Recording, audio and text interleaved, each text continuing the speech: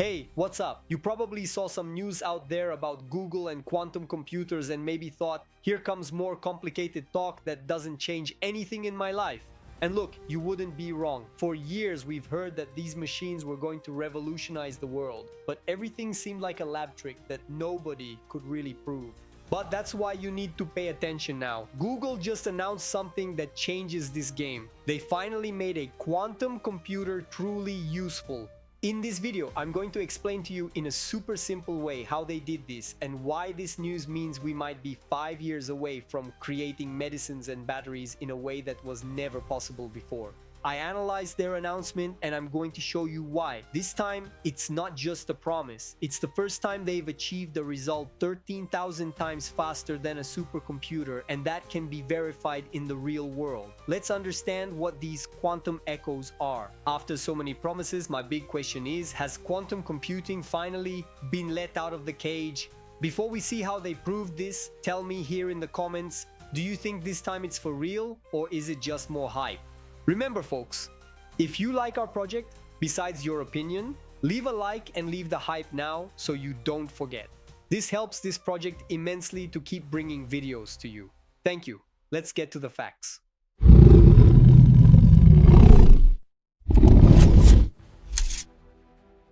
But to begin with, why do we need a quantum computer? Science has always tried to understand how the world works, from giant things like planets to tiny things like molecules, which are the blocks that build everything, including our bodies. The problem is that when you try to understand the world at this super small level, things get very weird and complicated. The rules are different. The computers we use today, cell phones, notebooks, and even the giant supercomputers, can't handle calculating all this complexity. They don't speak the language of this tiny world. Quantum computers were invented precisely for this, to be machines capable of understanding and calculating this weird world of molecules. But they are so difficult to build and control that until today, scientists spent more time trying to understand the machine itself than using it to discover new things. The big news is that this has changed. Finally, they are using the tool for the job it was supposed to do: understand nature. What they did in practice was to use a method they nicknamed quantum echoes. The name is good because the idea is similar to a submarine's sonar or how a bat sees in the dark. They send out a signal and analyze the echo that comes back. On the computer, they did the following.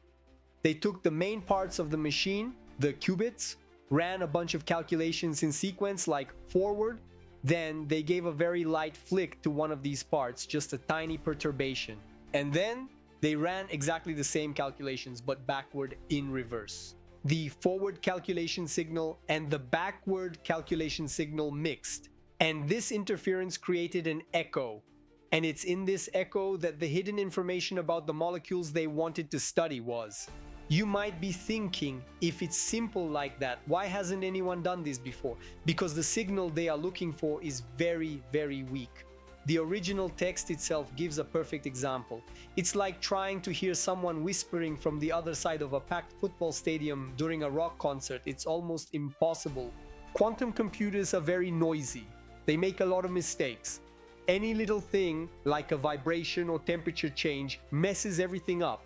That's where Google's new chip, the Willow, comes in. It's special because it's incredibly precise. It can perform thousands of calculations without making so many errors. Think of it as a headphone with the best noise cancellation in the world. It can filter out all the stadium noise and let you hear just the whisper. To give you an idea of how weak the signal was, they had to repeat the experiment 1 trillion times to be sure of the data they collected. Okay, but what is this for in real life? Here's the coolest part. You know that magnetic resonance machine in hospitals? That tube that people go into for an exam? Scientists use a version of this machine to find out the shape of molecules. And the shape of a molecule is everything. Think of a key and a lock. If you're creating a medicine, the key. To cure a disease, the lock. The medicine will only work if it has the exact shape to fit into the disease. Google used this new echoes method to predict on the computer what the shape of 2 different molecules was. Then they went to a lab and measured their shape by hand, using a real resonance machine. The result? What the quantum computer predicted matched perfectly with what the real machine measured. It wasn't similar, it was perfect. And there's more. The Google computer discovered extra information about the molecules, things that the normal resonance machine can't even see. It's like it has a much more powerful X-ray vision. This could completely change how we create medicines. Today, to make a new drug, you have to test thousands of combinations by trial and error. It's a process that takes years and costs billions of dollars. With this Google tool, scientists could design the medicine on the computer. They could simulate, does this molecule here fit into that disease there? They would only go to the lab to test the ideas that the computer already said have a high chance of working. It would be much faster and cheaper. It's important to understand that this news is different from other news that has come out before. A few years ago, Google said it had achieved quantum supremacy. It made a buzz, but the problem they solved was kind of useless. It was a mathematical calculation that was created just for the quantum computer to beat the normal computer.